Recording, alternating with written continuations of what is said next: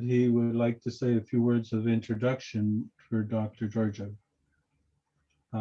After that, I do have a short biographical note that I can read. So, Dr. Santilli? Yes, just a moment.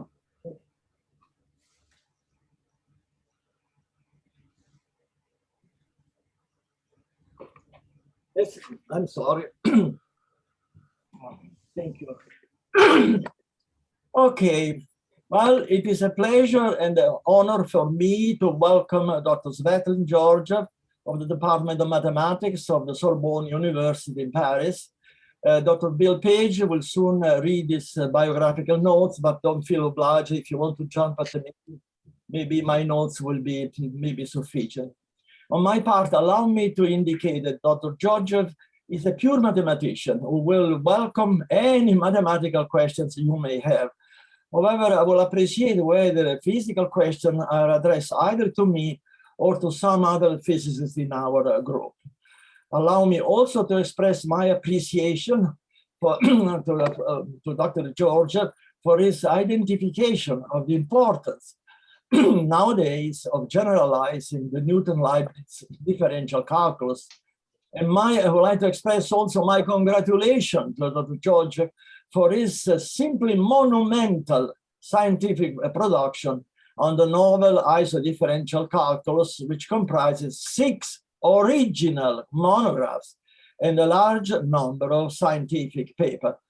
Let me remind, as an introduction to this talk, let me remember that there is no doubt that the Newton-Leibniz differential calculus is and will remain in history as one of the biggest scientific contributions to the human organization, civilization. In fact, every quantitative science is expressed nowadays by the Newton-Leibniz differential calculus.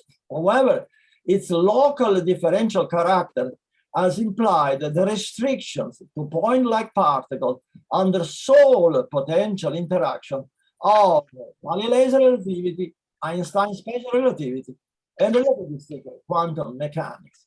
This restriction is no longer effective for the treatment of contemporary problems, such as the search for a much-needed new clean nuclear energy, or the recycling of radioactive nuclear waste. This is due to the fact that, in my opinion, under the Newton-Leibniz differential calculus, nuclei are abstracted into a collection of isolated point-like nucleons under the sole well-identified potential interaction, which is the extremely big Coulomb repulsion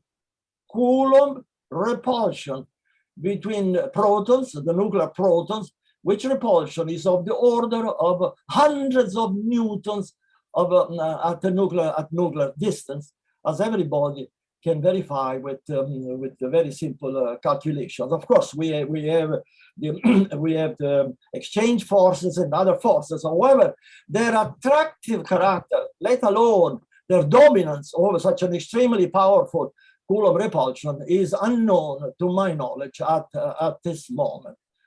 Among a virtually endless, what I also indicated, among a virtually endless possibility of generalizing the Newton-Leibniz differential calculus, in my 1966 paper at Rendiconti del Circolo Matematico di Palermo, I selected the quote completion, quote unquote, rather than the replacement of the calculus according to the historical Einstein-Podolsky-Rosen argument, which completion was selected specifically to be axiom preserving as one way to honor the memory of Isaac Newton and Gottfried Wilhelm Leibniz.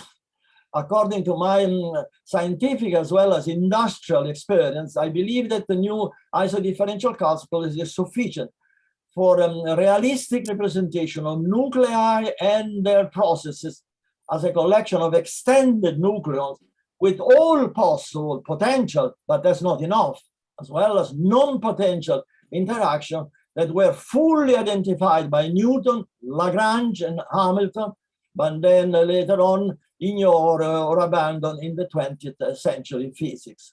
This completion may hold as a chance of holding until new future currently unknown physical conditions are identified that will mandate further generalization of the Newton-Leibniz differential calculus, because in my view, no one single theory will ever be able to represent all the immense complexities of the universe. I therefore believe that the monumental scientific production by Dr. Georgiev on the Iso-Differential Calculus is indeed an important basic advancement for all quantitative sciences. Thank you for your time. Thank you very much. I would like firstly to thank to all organizers of this seminar for this lecture devoted on some contemporary developments on Iso-Differential Calculus. Firstly, I will make some historical notes.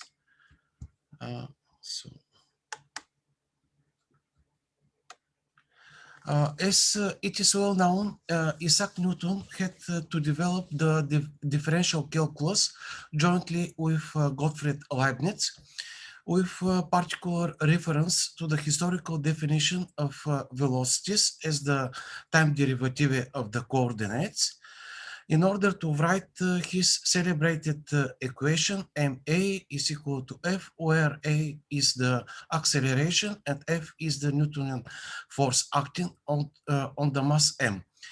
Being local, the differential calculus solely admitted the characterization of massive points.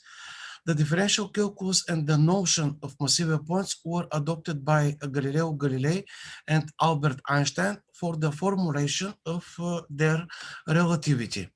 In the PhD thesis of 1966 at the University of Turin, Italy, the Italian-American scientist Ruggero Maria Santilli pointed out that the Newtonian forces are the most widely known in dynamics, including action at distant forces derivable from a potential or a Hamiltonian, and other forces that are not derivable from a potential or a Hamiltonian.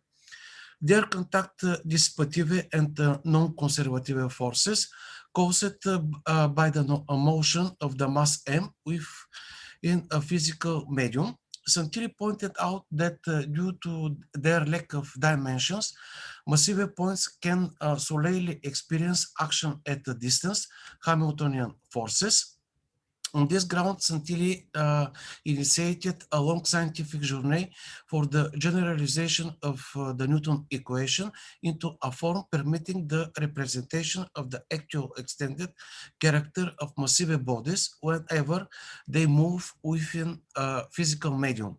Being a theoretical physicist, Santilli had a number of several physical conditions for the needed representation. One of them was the need for a representation of extended bodies and their non-Hamiltonian forces. When Santilli was a member of the Department of Mathematics at Harvard University in the early 1980s, under the support by the US Department of Energy, Santilli achieved a step-by-step isotopic, that is axiom preserving, lifting of the various branches of Lee's theory based on the generalization which is given with this equation of the associative product Jij of the universal enveloping associative algebra between the Hermitian generators Jij with generalized Lee's second theorem, which is expressed with these three equations. Here, het T is a fixed positively defined operator, and C can be constants, unlike Lie theory can be functions.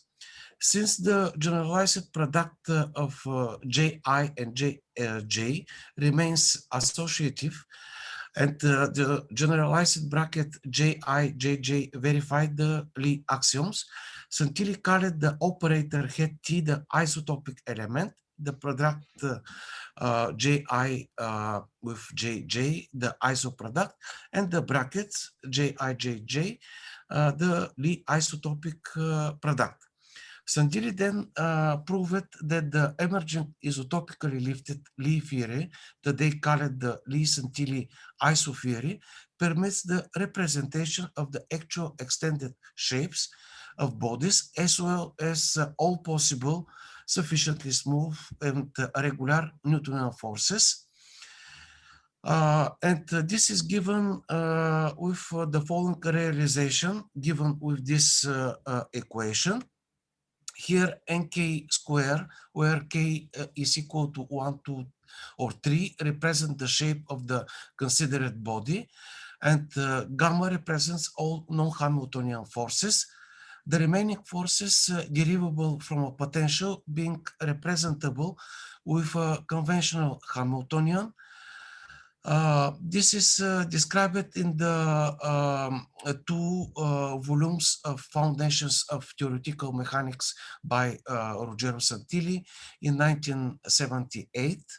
Subsequently, Santilli showed that when these quantities C, I, J, K are all constants, the isotopies of Lie's theory can be achieved via a non-unitary transformation of Lie theory, which is given with the following four equations. In this case, we have the so-called regular isotopies. However, Santilli showed that under isotopies, the C can also be functions. In this case, the isotopies of Lie theory cannot be obtained via non-unitary or other transforms of the conventional Lie theory, and they are called irregular isotopies and characterize bona fide new theory, which is described in the 4 volumes of Hadronic Mechanics by Ruggero Maria Santilli in 1995. Despite these notable advances, Santilli remained inquisitive and self-critical. In this way, he discovered that his original isotopic formulation of Lie theory was not invariant over time because the formulation was non-canonical at the classical level and non-unitary at the operator level. In 1993, in the Institute for Nuclear Research in Dubna, Russia, Santilli had the courage to reinspect the historical classification of numbers into real, complex, and quaternionic numbers, and discover that the axioms of a numeric field do not require the basic multiplicative unit to be trivial number plus 1. And he introduced a generalized multiplicative unit, which we denote with het I, and with this generalized multiplicative unit, all axioms are preserved. The conventional number n using this generalization is lifted to the following form: het n is equal to n multiplied by het I. Het I is here the generalized unit, and the conventional multiplication of two numbers m and I is lifted into the following form. So the generalized units het I verify the basic axiom, which is given with these two equations for all elements of the considered set. These foundations led Santilli to the discovery of new numbers, today known as Santilli iso-real, iso-complex, and iso-quaternion iso-numbers. Santilli driving motivation was physical, mostly.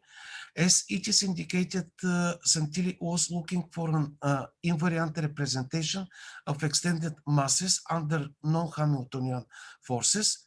After a number of trials and errors, he selected the needed representation via generalization of the basic unit.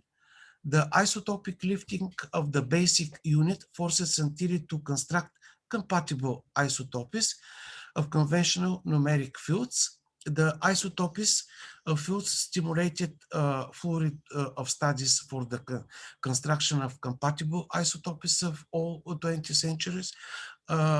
applied mathematics, including reformulation over isofield of functional analysis, Lie, Santilli, isotheory, metric spaces, geometries, in mathematical biology, mathematical chemistry, and so on.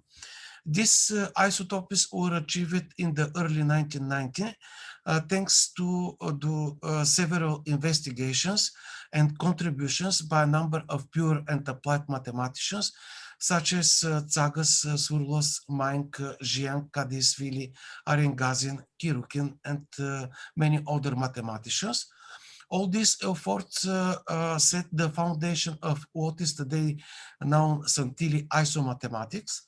Despite these notable advances, Santilli continued to remain dissatisfied because in his strong self-criticism, he proved that the physically important invariance of the isotopies over time was still missing. Therefore, Santilli spent years of re-examining of the achieved systematic isotopies of 20th centuries applied mathematics, and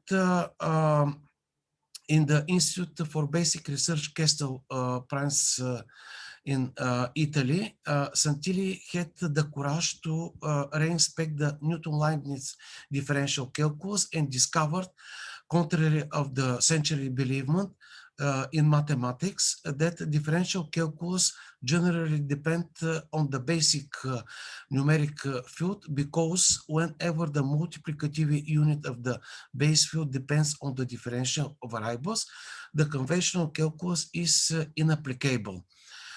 In his memoir in 1966, in Rending Cotis in Coro Matematico Palermo, Santilli introduced the generalized differential given in this form.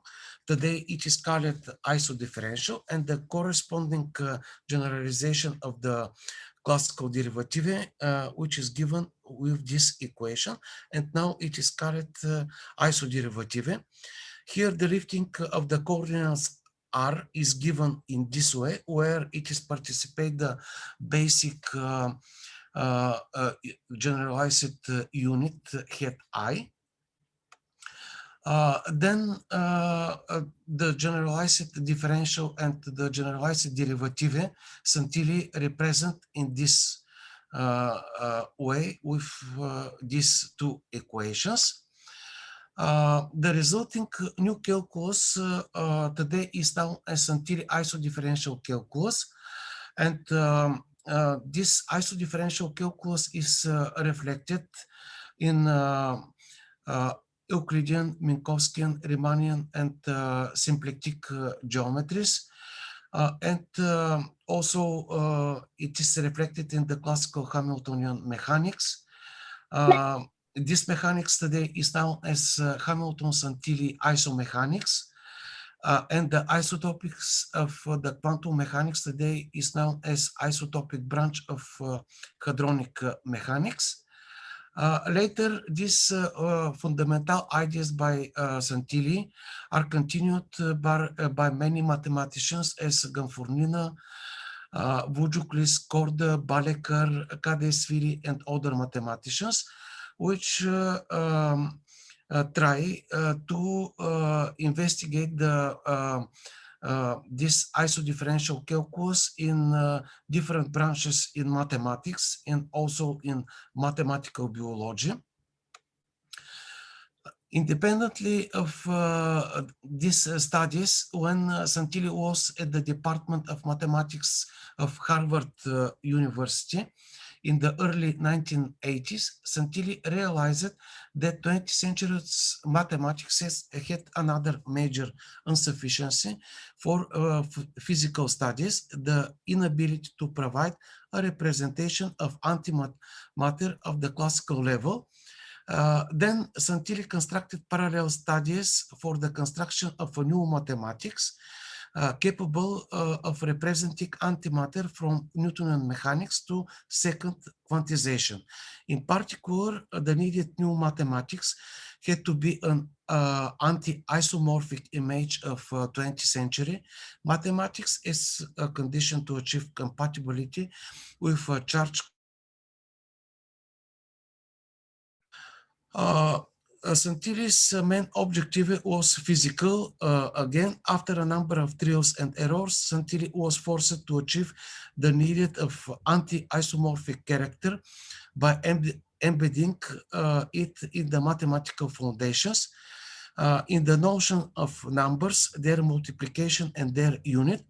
Then the anti-isomorphism of the new mathematics, with represent to conventional mathematics, was assured, and Santilli discovered the axioms of the field and introduced negatively defined multiplicative unit, which is denoted by ID, and provided the new numbers n in the anti-isomorphic form given in this way, where n is a conventional number and the multiplication of two numbers m and n is given in this way.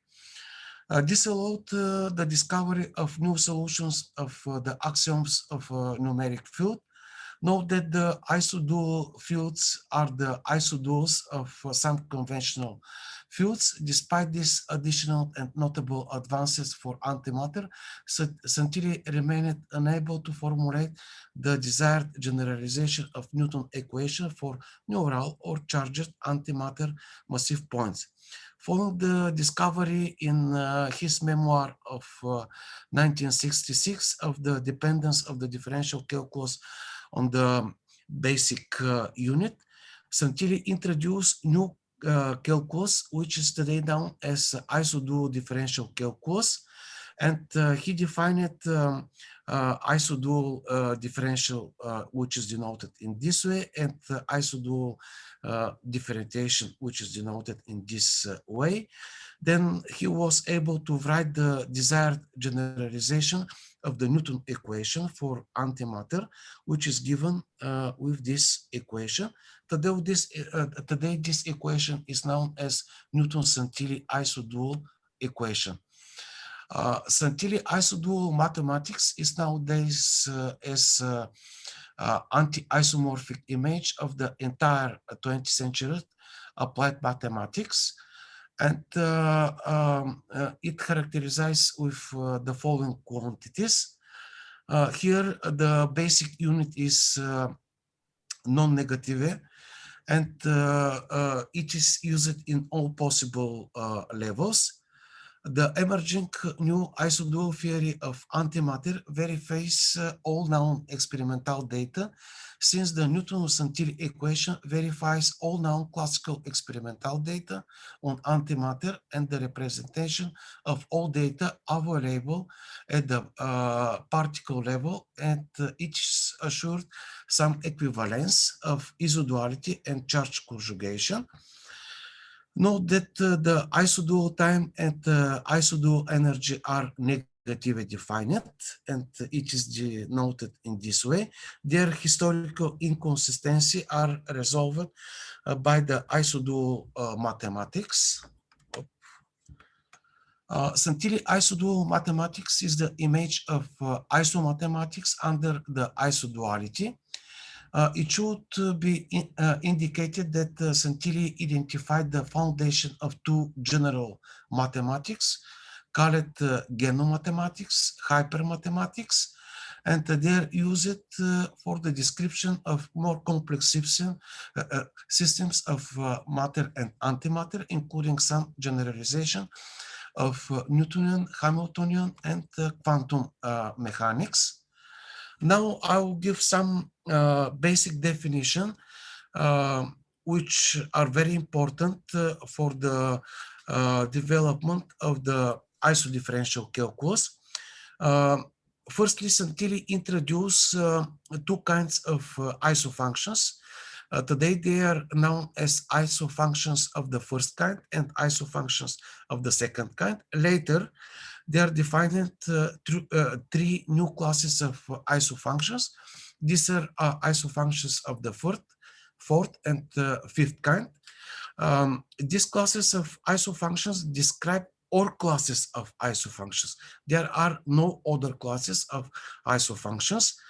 And in these classes of isofunctions, they are reflected all influences of the isotopic element, which is introduced by Professor Santilli.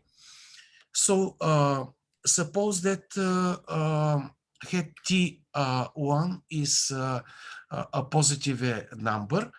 This number we will use for the definition of the basic iso field, for the definition for the iso numbers, and we will use to work with the iso numbers. Suppose also that D, Y, and Z are subsets of the set of the real numbers.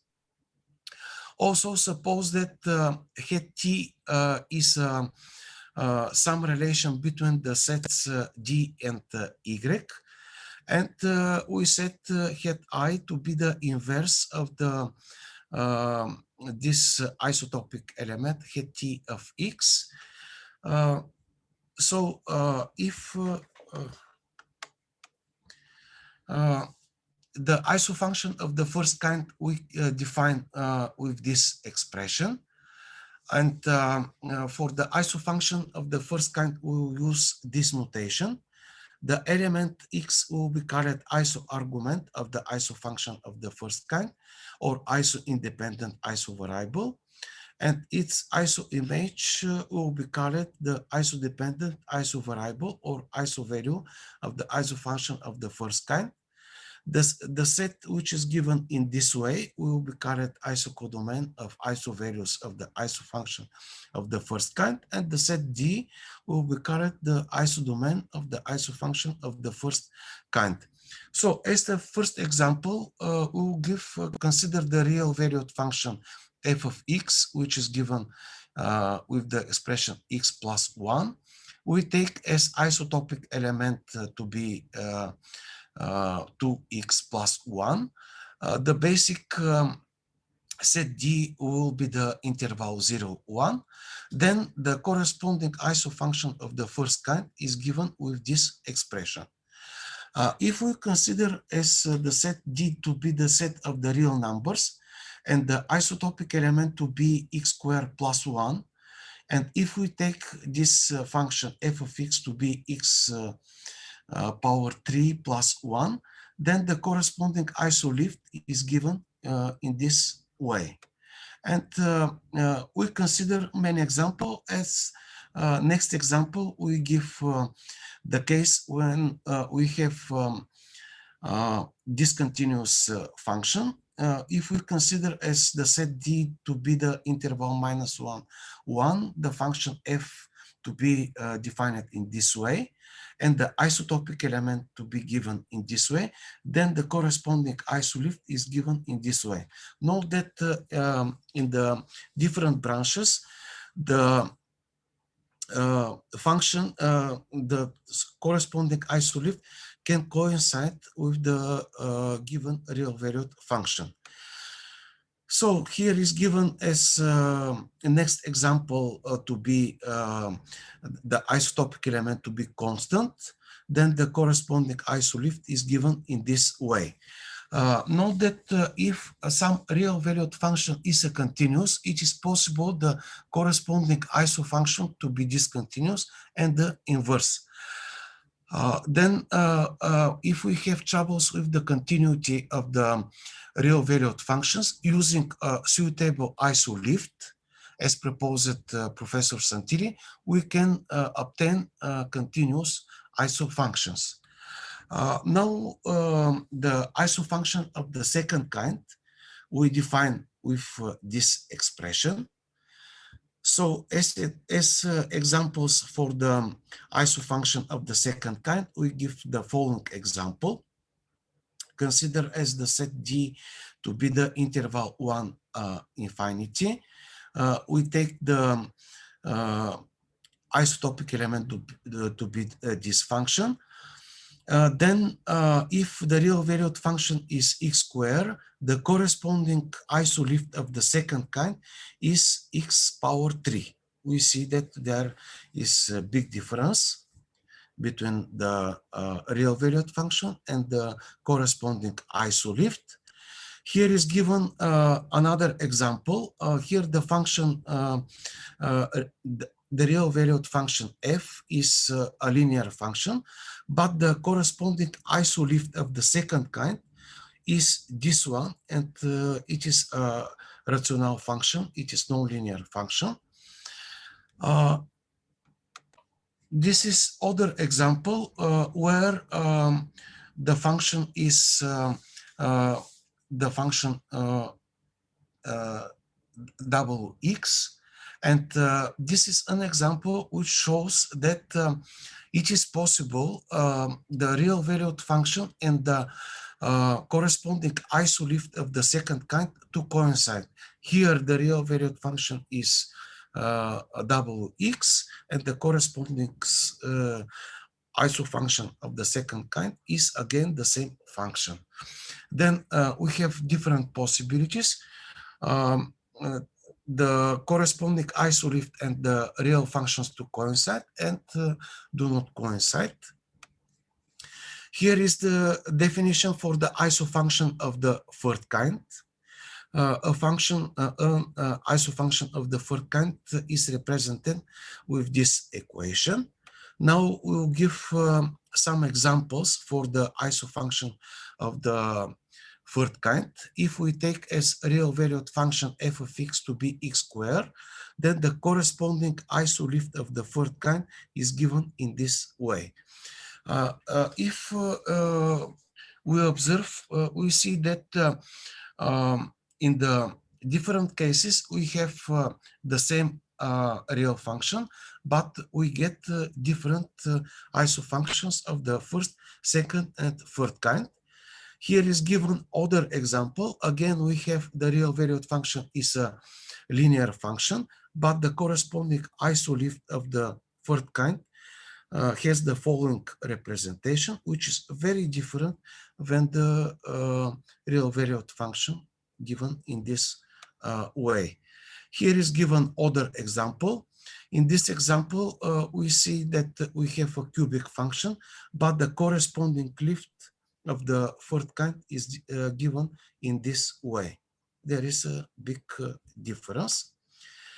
Now it is given a definition for an iso function of the fourth kind, and an iso function of the fourth kind can be represented in this way. Now we'll give some example for iso functions of the fourth kind. If we take again the function f of x to be equal to x, then the corresponding isolift of the fourth kind in this case is the cubic function. There is very big differences again. Here is other example again with the square function x squared 2. The corresponding isolift of the fourth kind is given in this way. We see that the corresponding isolifts for the first, second, third, and fourth kind are different. They do not coincide. Here is again the example with the linear function. The corresponding isolift of the fourth kind is given in this way. In the previous case, when we have isolift of the third kind, the corresponding isolift was nonlinear rational function. Here we have a polynomial function. We see the differences between the iso functions of the third kind and iso functions of the fourth kind. Here is a definition for iso function of the fifth kind. An iso function of the fifth kind is defined with this expression. Now we will give examples for the iso functions of the fifth kind. Again, we take the same real valued function, but the corresponding isolift of the fifth kind is given in this way. We see differences between the iso functions of the first, second, third, fourth, and fifth kind. Here we take as real valued functions to be this function. The corresponding isolift of the fifth kind is given with this expression. Here we take again the square function as the real valued functions. The corresponding isolift of the fifth kind is given with this expression. It is different than the corresponding isolift of the fourth, first, second, and first kind. Now we'll give, after we give a definition for isofunctions, we give some basic operations with isofunctions. Firstly, we define isomultiplication of isofunctions with isonumbers and classical multiplications of isonumbers and isofunctions of the first, second, fourth, and second kind. In the first case, the definition is given in this way. In the second case, the definition is given in this way. Above definitions, we see that they're different. As an example, if we consider again f of x to be equal to x, the corresponding isolift is given in this way, and the multiplication with the isonumber 2 with the corresponding isofunction of the fourth kind is given in this way. We see that in the classical case, we multiply directly with the constant, but here we have to consider and the influence of the basic isotopic element, head T1. In our case, it is equal to 3. And this is the reason for which we get differences when we make multiplication, classical multiplication and iso multiplication.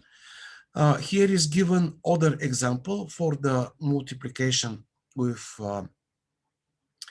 isofunction and isonumbers. This is the one example, and this is the second representation. Here is given fourth example, but this example is for the isofunction of the second kind. And we see that when we multiply the isofunction with the of the second kind with the isonumber 2, here we have not only multiplication by the constant 2, here we have the influence of the basic unit head T1, which is equal to 5.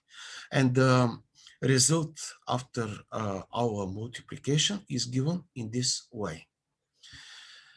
Now we define the other basic operation. This is addition of isofunctions. Also, we deduct some of the basic properties of the defined operations, such as associative law, distributive law, which are given in this way. Now we'll give a definition for isomultiplication between two isofunctions, and it is defined in this way. Since there is a difference in the definition of isomultiplication and the classical multiplications, it is appear and differences in the definition for the power of isofunctions, and we have two cases: power of isofunction and iso power of isofunctions of the first, second, third, fourth, and fifth kinds. Here we give some examples for multiplication between isofunctions. We consider again both cases, isomultiplication and classical multiplications. We see that isomultiplication of these two isofunctions het f and het j, which are in this case isofunctions of the second kind, is given in this way. It is very different than the classical multiplication. If we consider but classical multiplications of the above iso functions, as a result, we get this one. This result and this result are very different. We see this one. Also, we compare the buff powers. This is the classical power of iso function, which is given with this expression. And this is the iso power of the corresponding iso function, which is given in this way. Again, we have differences. Then buff definitions for iso multiplication and classical multiplication between two iso functions are different. Now they're given some of the basic properties of the defined iso multiplications and multiplications between iso functions, also between addition iso functions. These properties are in details proved in the book Foundations of IsoDifferential Calculus. Here we define how what happens when we speak for iso division between two iso functions, and iso division between two iso functions is defined in this way. Here is given some expression and prove that if we take the inverse of the iso division, we get not the classical unit that but we get the corresponding iso unit. And in this way, we show that the defined iso inverse of given iso functions is well defined. Here is given example for iso division between two iso functions. This example shows that we have differences between the classical division and the iso division. In the classical case, we have x over 2x minus 1, but here it is appear an additional term, x squared plus 1, when we take iso division. Again, we see the differences between the classical division and the iso division. Of course, we can reflect all theorems connected with continuous iso functions, iso-continuous iso functions, and to reduce their properties. All of this definition for iso-continuous, iso-discontinuous functions and their properties are given in the book Foundations of IsoDifferential Calculus. Now I will move to the other basic thing in the IsoDifferential Calculus. This is iso-differential. Again, we will follow the basic ideas given by Professor Santilli. Iso-differential for an iso function is given with this expression. Of course, we have to suppose that x over hat t of x belongs to this set D. And this element x t hat t of x belongs again to the set D. To have a sense, our expression for the iso-differential. Here are given the basic expressions for the iso-differentials for the corresponding iso functions of the first kind. The iso-differential of the iso functions of the first kind is given in this way. In the classical case, we have only f prime of x multiplied by dx, but when we have the iso-differential defined by Professor Santilli, we obtain some additional term which is given in this way. Note that when the isotopic element is equal to 1, then this derivative is equal to 0. And when the isotopic element hat t is equal to 1, we get the classical iso-differential. This is the representation for the iso-differential of the iso function of the second kind. Iso-differential of the iso functions of the second kind is defined in this way. So we have very complicated representations because in different places it is appear this isotopic element. Note that when the isotopic element is equal to 1, then we again get the classical differential. But here we see the big differences between the iso-differential and the classical differential.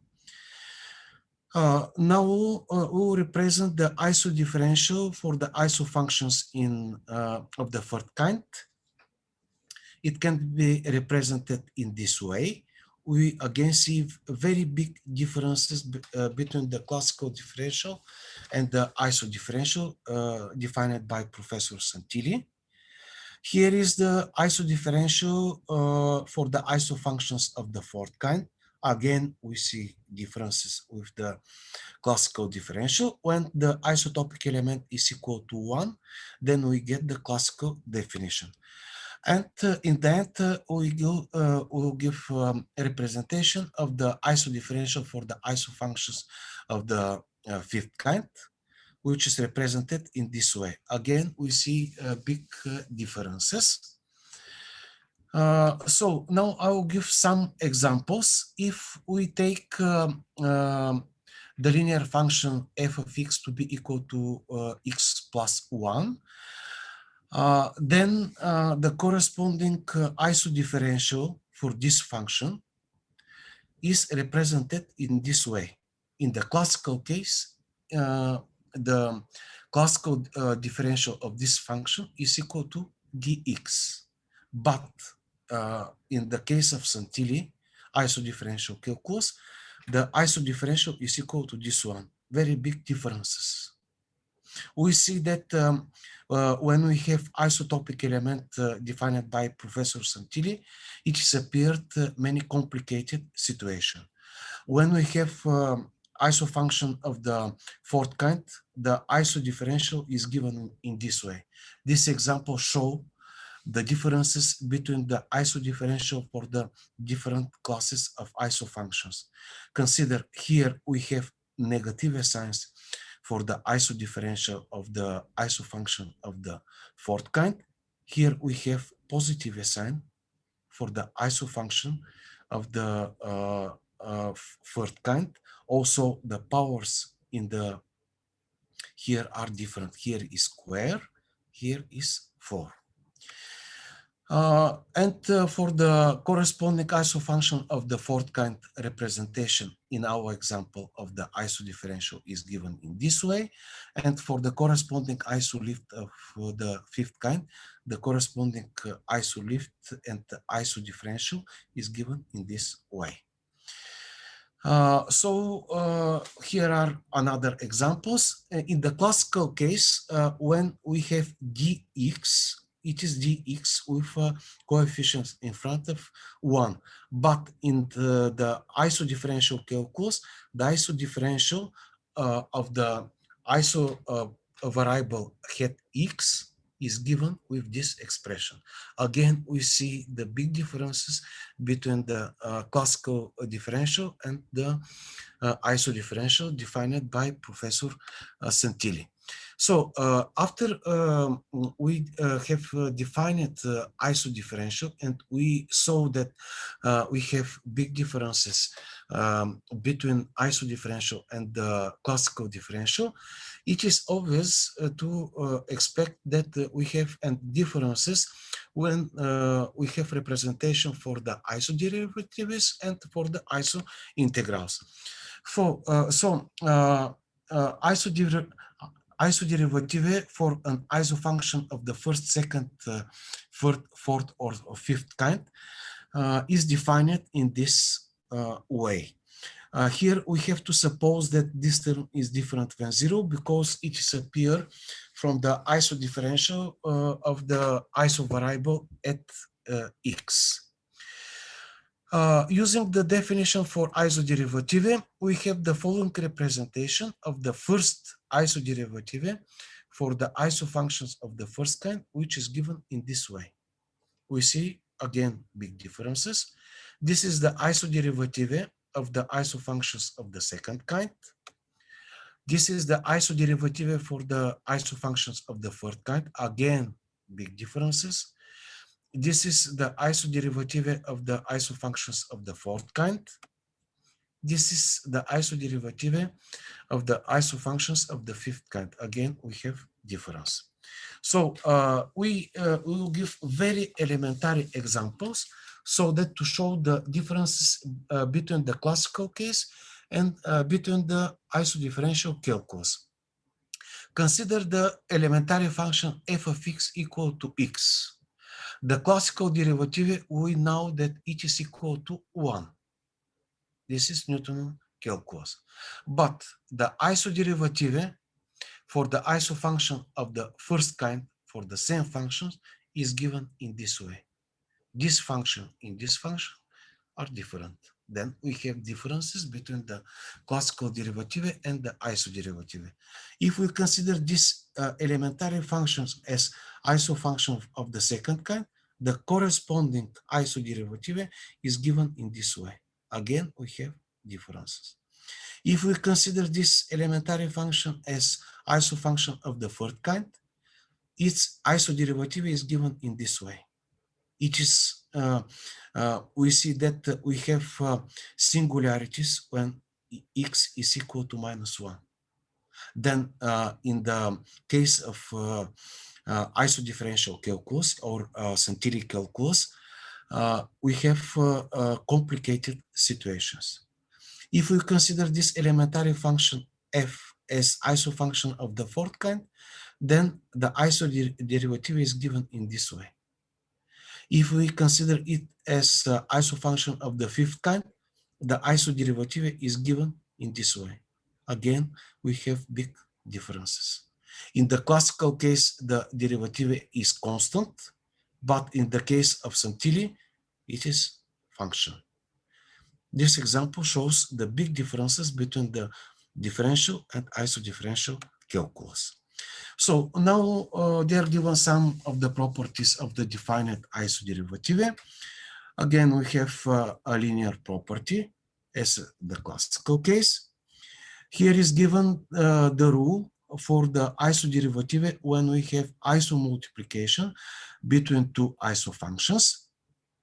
So we see that in the classical case, when we differentiate multiplication of two functions, we have only two terms. But in the case of Santilli, we have three terms. And in this case, it is possible to appear some singularities because this term at t of x minus x multiplied by the derivative of at t of x. In the Santilli case, we have three terms. In the classical case, we have only two terms. There are differences. So if we consider isomultiplication between three isofunctions, then the rule is for the isoderivative is represented in this way. Again, we have big differences. If we consider isopower of isofunction, this is very elementary case when the isopower is the iso number 2. In the classical case, we have only corresponding term is this one. But in the case of Santilli, it is appear an additional term, this one. Again, we have big differences. If we consider but the classical multiplication between two isofunctions, then the isoderivative of the classical multiplication of two isofunctions is similar as the classical case. But we have big differences when we here we have not the classical multiplication, here when we have isomultiplication. Here is given the rule for the isodifferentiation when we have mixed multiplication. Here we have isomultiplication, here we have the classical multiplication. And the rule for the isodifferentiation is given in this way. So Now we'll show the differences when we have iso division. In the classical case, we have two terms, but in the case of Santilli, again, we have three terms. And the rule for the isoderivative of iso division is given with this representation. And we'll give an example, very elementary example, when the function f is equal to x squared and j of x to be the linear function. Then the isoderivative of the isomultiplication between these two functions is given in this way. And for the iso division is given in this way. Again, we have big differences.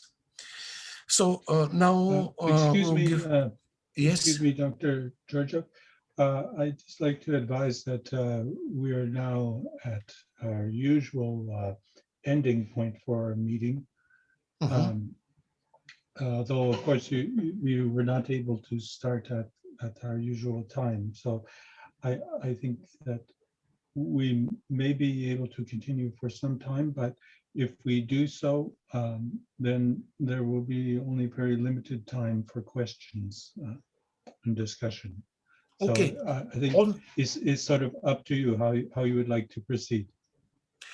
So I propose only to give a definition for isointegral so that all person to see the differences between isointegral and the classical integral, and then we'll give opportunity for questions, okay? Yes, that sounds fine. Okay. So isointegral for an iso functions is defined in this way. And it can be represented in this way when we have iso multiplication. They are deducted the rules for the iso integration. Now we'll give a very elementary example for isointegral of iso functions. For the classical case, exponential function, the classical integral is equal to the exponential function plus constant. But when we have Santilli case, we see the isointegral is equal to this one. This is very different than the classical case. Then we have big differences between the isointegral and integral. In the classical case, for the integral of the exponential function, we get exponential function plus constant. Here we see that we get combination of exponential function multiplied by polynomial, and the power in the exponential function is not 1 as here, it is 2. Okay, thank you for your attention.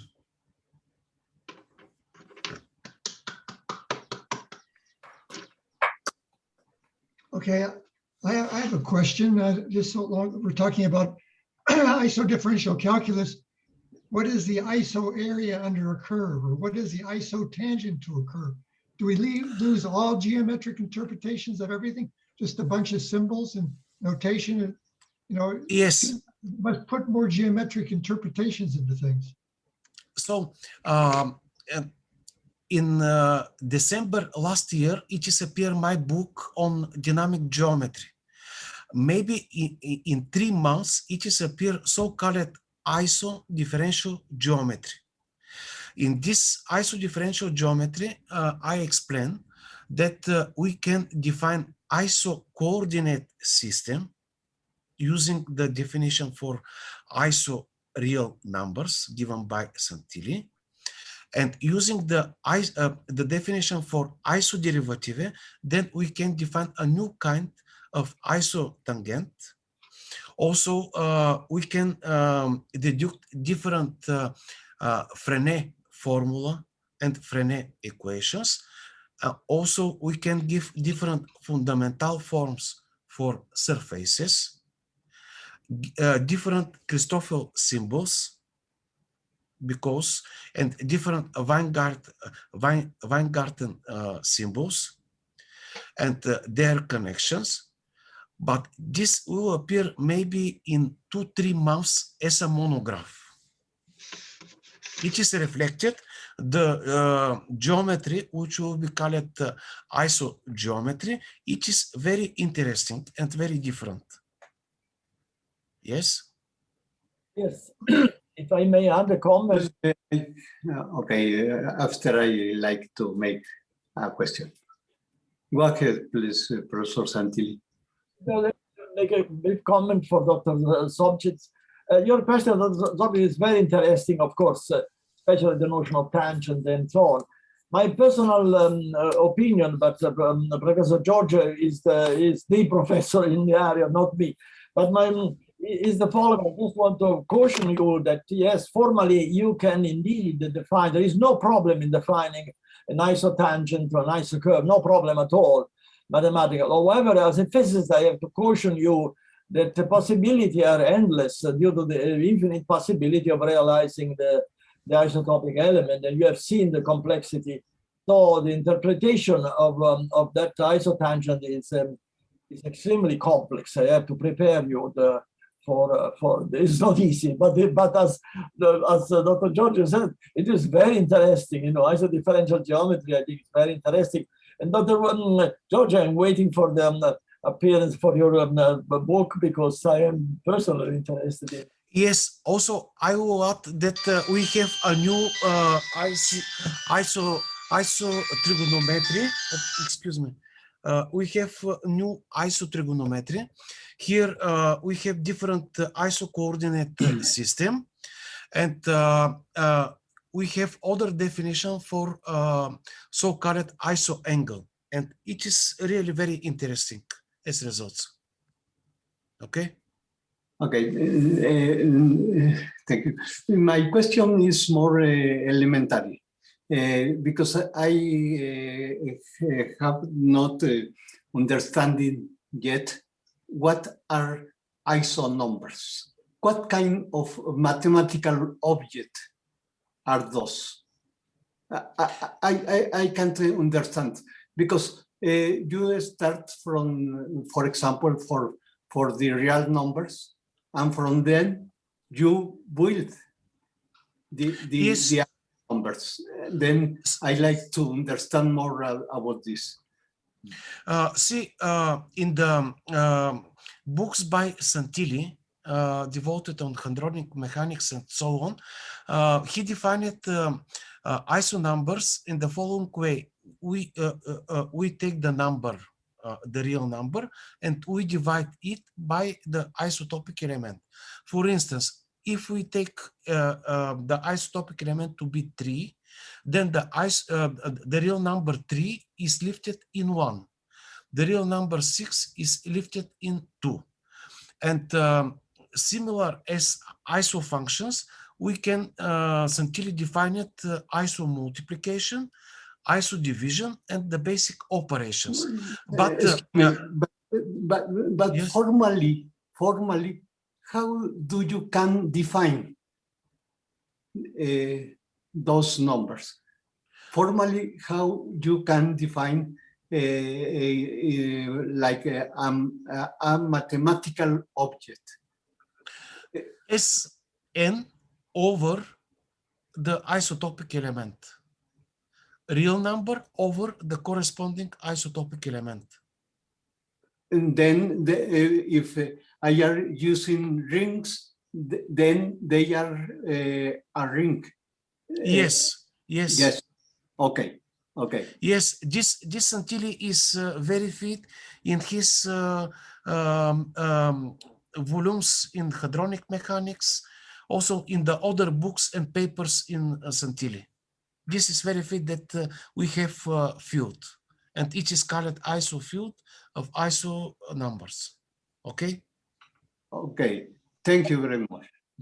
I have a comment, Dr. Cruz, again with the understanding that Dr. Georgiev is, especially your question is purely mathematical, he's the master. But from a physical viewpoint, the meaning of the number is well, the objective at least my dream, if I can say so, my dream is to convert ordinary numbers 1, 2, 3, 4 into volumes, because the main problems of the entire that we are facing is to replace the point, the Newton massive point into extended particles or the volume. So in 3 dimensions, the inverse of the isotopic element, which is the iso unit, then in 3 dimensions, the iso unit does represents the actual shape of the particle considered, which is essentially prolate ellipsoid. So, in this case, the number, and the ordinary number essentially gives you the size of the size, how big it. If the number is 1, then the iso unit represents the actual physical volume of shape and volume of the particle. If the only is 2, this means that the particle is double the volume. And that's the same goes all the way to the differential calculus, all the way to this is again from a physical viewpoint, which is considerably different.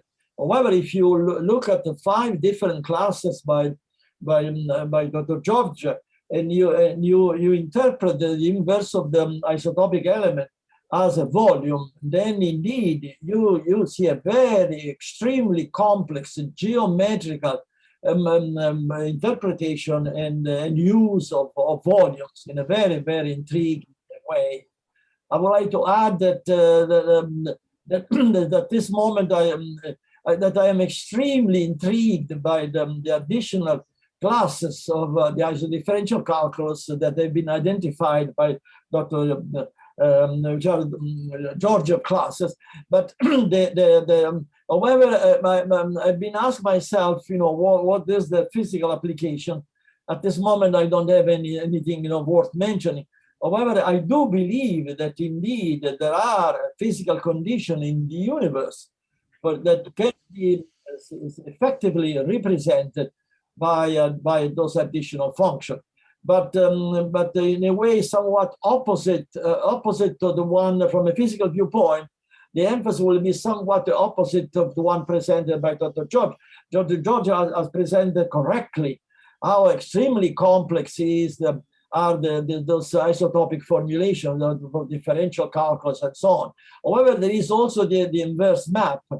The inverse, Dr. Page, what we discussed during excuse me, but I like to clarify my question, because if we go from the physical viewpoint, if we go from particles, then points to continuum, volume. Then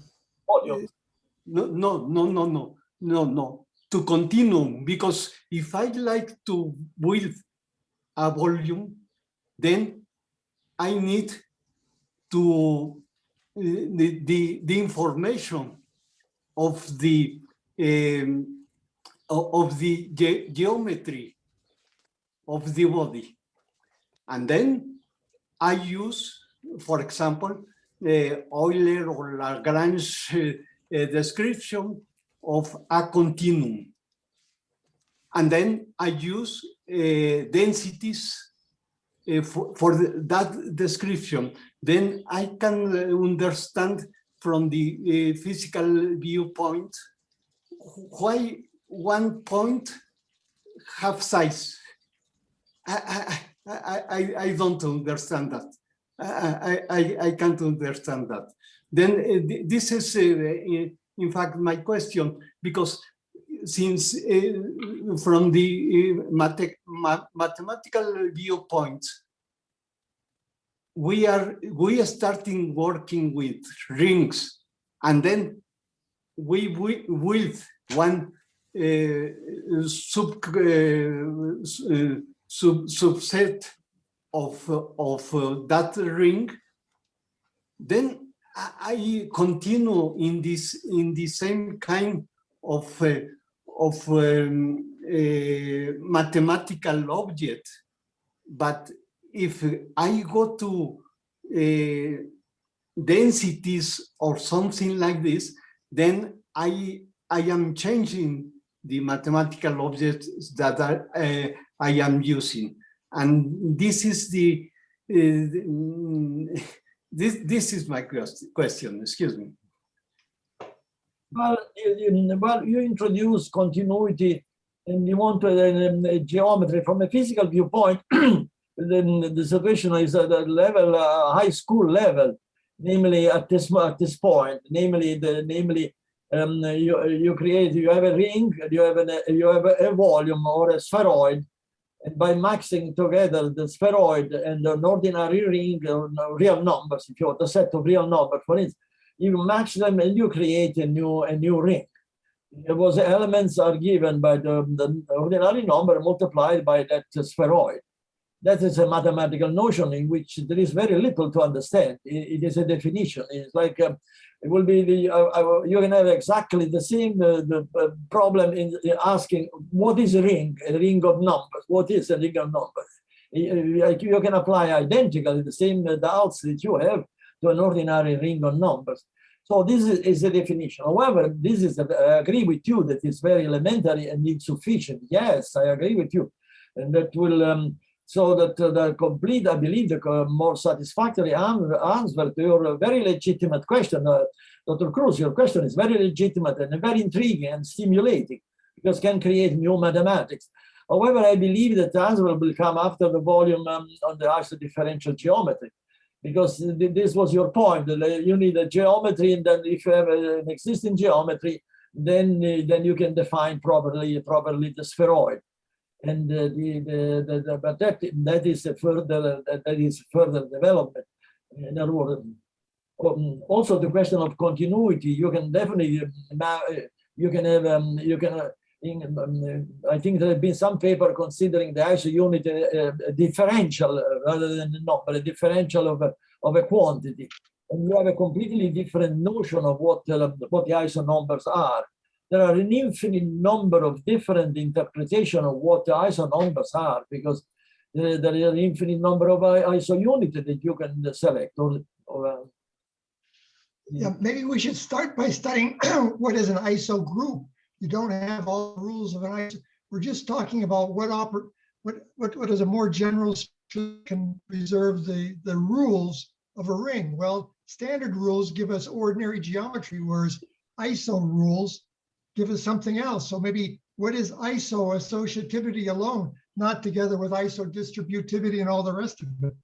And maybe if you could prove, for example, the Riemann hypothesis with some ISO calculus, that would really ignite the field and everyone would be interested in it, because it's been unable to do with standard rules. So that's an idea. How do you prove the Riemann conjecture with ISO algebra? Our journal Algebra, Group and Geometry, we have published more than one paper claiming the proof of the Riemann hypothesis via the use of ISO mathematics. I have tried, as the editor of the journal, I have contacted a number of mathematicians asking their opinion, and by begging them, please, if you disagree, publish. If it is wrong, we publish those papers with an editorial note that this is a completely new way of looking at the problem. And if there is any difference in view, please, we invite the authors to publish, because science will only progress via publication. As of today, after several years, I have been unable to locate any mathematician who has been able to disprove this verification of the Riemann hypothesis via the use of ISO mathematics. Obviously, nobody understands it. That's what the problem is, and no one's willing to give the time to study it, I suppose, because it's very complicated. All this notation, it's hard to keep anything straight. What's going on? Well, there are 5 different, but you can use only one of them. I think those proof of Riemann hypothesis use only the first type, because it's sufficient. You have such a freedom that it is. That would be an interesting question: is what new rule would you have to add so that one type of function would reduce to the standard functions? So it seems like you have to add another rule to make it simpler, or do something to limit these cases. It's 5 cases, so each case is reduced to the standard case if you add another rule to restriction or something. So, Yes.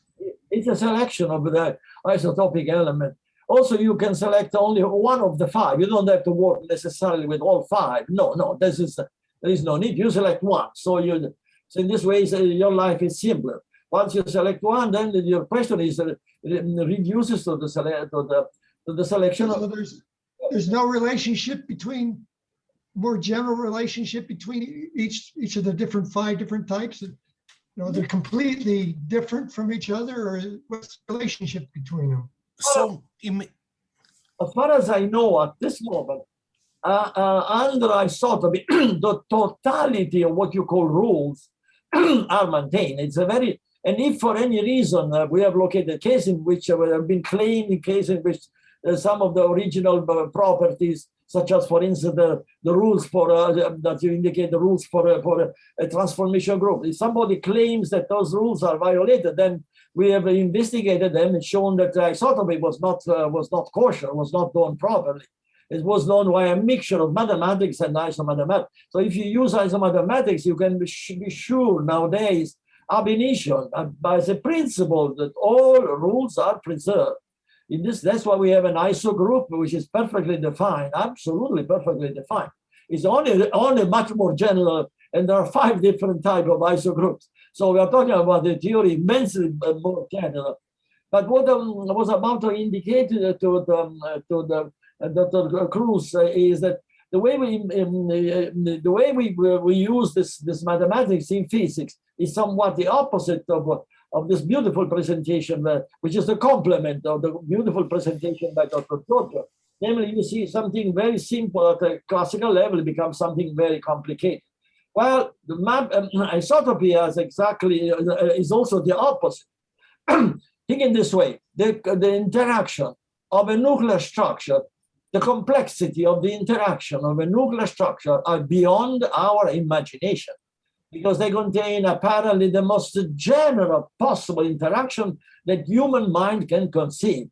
So what is the meaning of the isomathematics? Isomathematics is that of reducing this extreme complexity in our space-time, something very simple indeed, one of the basic and fundamental functions of isomathematics is that of transforming the theory that they are strictly nonlinear in the way functions. So they are nonlinear in the way function.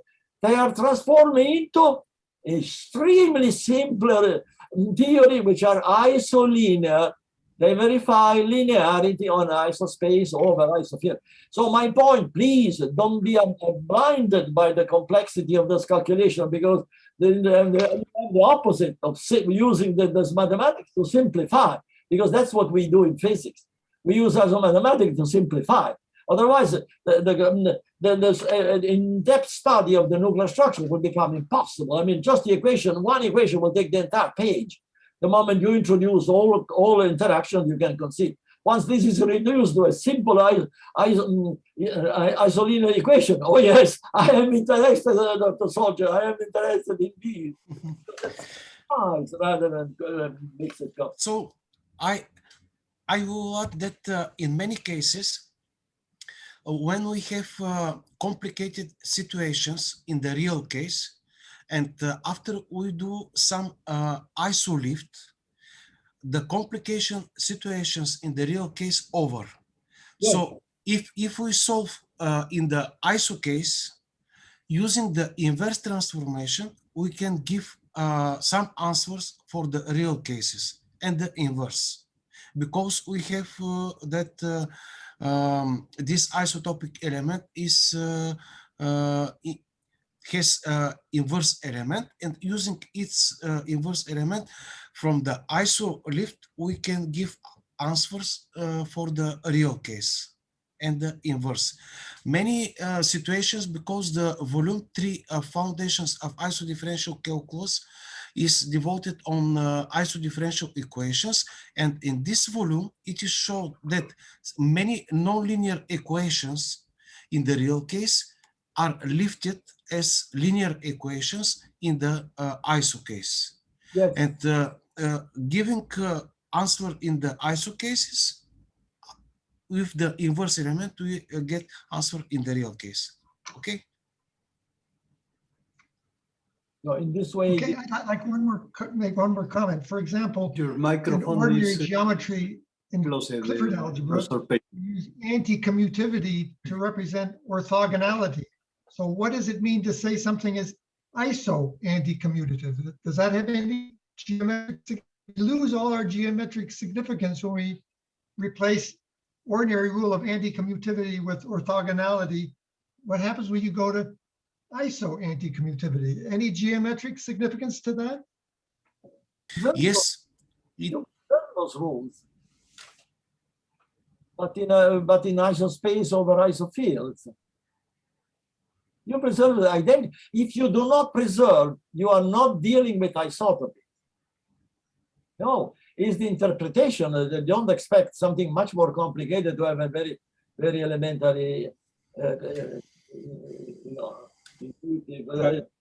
I think we need to sort of wrap things up a little bit. I mean, we are now about half an hour over our scheduled time. So I think if anyone has any sort of last minute questions, I think short, simple questions. I think that would be very good. simple. I have one very simple question. This is my first contact with this mathematics and the area. I would like to ask if there is maybe a video of this lecture. Thank you for this beautiful lecture. I want to thank you all. If in my email, I remember that there was information that this lecture will be recorded. I would like to go through this several times and, you know, learn some more. Could we count on your Professor Page to send us the link to the video? Yes, absolutely. Thank you. It should be available within about a day's time. Thank you. Thank you very much. So I propose, if it is possible, to give a continuation of this lecture using the questions of all participants in this seminar, because now in different participants it is appeared questions. They to send all questions, and I to prepare second lecture devoted on the questions of all participants, because the questions are interesting. And the writing is very, in sense that there are 6 volumes in Iso-Differential Calculus. Also, it is appear a new book, Iso-Differential Geometry. I will prepare all answers as theory using these books. And if it is possible, we can organize as next session to be a theoretical answer of all questions. Dr. Page, that is an excellent proposal, I believe. I agree. I think too. What sort of time frame would you propose for that, Dr. Georgiev? It is possible, and next week. Next week? Next week. Yes. How should we communicate the questions to you? To my email. Ah, yes. Yes, you have to send my email. Here I got your email where there is other emails. Maybe I will make reply all, and to see and my email. And then they to send all questions to my email so that to prepare all answers. I have another question, because Yes. is it possible to get this presentation as something of you know, introduction to the field? Is it possible to obtain this? Yes, it is possible. It would be great. It would be great. Yes, it is possible. And all questions which appear, please send me so that to prepare theoretical answers. And after I prepare theoretical answers, you will see in the next lecture answers, but you will have a possibility to read the answers as file. I will send this. Perfect. Well, I think at this point, I'd like to thank everyone very much for participating and thank you especially to our speaker, Dr. Georgiev. And thank you very much also for your suggestion that we continue this seminar next It would week. be great. Yes. Okay. Next week at the same time. Yes. Perfect. Okay. Dr. Pig, please send the recorded link to all participants. I will appreciate myself. These recordings are available in a standard place on the YouTube platform. So this link is the same. It's remaining the same. Mhm. Today, you send me that link, but I've been able to locate the link to the link to my preceding lecture on the Iso-Differential Calculus. And I was just about to send you a letter asking the courtesy of sending me the link to my lecture, which was an introduction to the doctor from a physical viewpoint. But all of these lectures are available in the same place, at the same YouTube channel. Not identify the one on the Iso-Differential Calculus. I tried my best. Mhm. And I think should be connected to us because because colleagues who are exposed to this for the first time, they should also see the physical counter. And that's why I was interested to get to locate the link to my lecture on the. Okay, perhaps maybe at the beginning of the next seminar, I can do a very short illustration of how to find these recordings. And it's a very simple process and standard feature of the YouTube platform to be able to find recordings. So I think you will see that in fact it's a very simple process. Yes, I have just put in the chat the link to your YouTube channel. Yes, the link to the YouTube channel is yes. I see you just added it. Yes. Yes. So in the chat window there is a link that Darius just placed. That if you click on that link, you would see all of our previous recordings. But we can just illustrate that very quickly at our next meeting. Thank But you. so at this point, I think we have to say goodbye, and I'll see everyone again next week. Okay. Thank you again. Very interesting lecture. Thank you. Thank you very much. Thank you. Thank you. Bye-bye. Bye-bye. Bye-bye.